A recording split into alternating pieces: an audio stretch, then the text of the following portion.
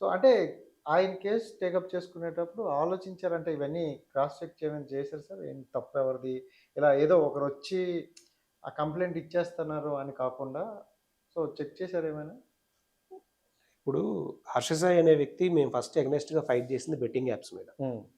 Betting apps మీద 'యువ సామ్రాట్ Ravi' fight చేసేటప్పుడు అతను ఫైట్ చేస్తుంది 'హర్ష సాయి' మీదే. అచ్చా! అక్కడ స్టార్ట్ అయింది. అక్కడ స్టార్ట్ అయింది. ఓకే. సో, ఆ తరువాత ఇంకా ఎవరైనా తనకి ఇష్యూస్ ఉన్నవాళ్ళు డెఫినిట్‌గా ఎవరైనా ఫైట్ చేస్తూ ఉంటే వాళ్ళ దగ్గరికి అప్రోచ్ అవుతూ ఉంటారు. హ్మ్. హ్మ్. హ్మ్. అలా అప్రోచ్ అయిన వాళ్ళే సెకండ్ పార్టీ. హ్మ్. ఆ సెకండ్ పార్టీ వాళ్ళు ఫైట్ చేసి వాళ్ళకి కూడా వాళ్ళ ఇష్యూస్ వాళ్ళకుంటాయి. హ్మ్. ఆ ఇష్యూస్ ఉన్నప్పుడు దాన్ని కోర్టు దృష్టిలో మనం ఉంచుతాం. అవును. అంతవరకే మన బాధ్యత. చాలా హ్మ్. లిమిటెడ్‌గా ఉంటుంది. దాని గురించి మనం ఇన్ డీటెయిల్డ్‌గా అండ్ మేమే కోర్ట్ నుంచి ఫస్ట్ టైమ్ ఇన్ తెలంగాణ హ్మ్. హైకోర్ట్ నుంచి ఒక ఆర్డర్ తీసుకొనొచ్చాం. ఏం సార్ అది?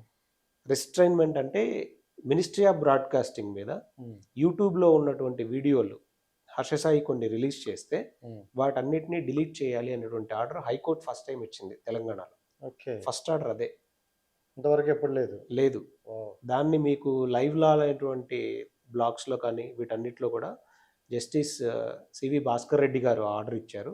ఆ ఆర్డర్‌లో ఏం చెప్పారు అంటే, ఒక విక్టిమ్‌కి సంబంధించినటువంటి అన్ని వీడియోస్‌ని కూడా హ్మ్. యూట్యూబ్ నుంచి, ఇన్‌స్టా నుంచి, మెటా నుంచి డిలీట్ చేసేసేయండి.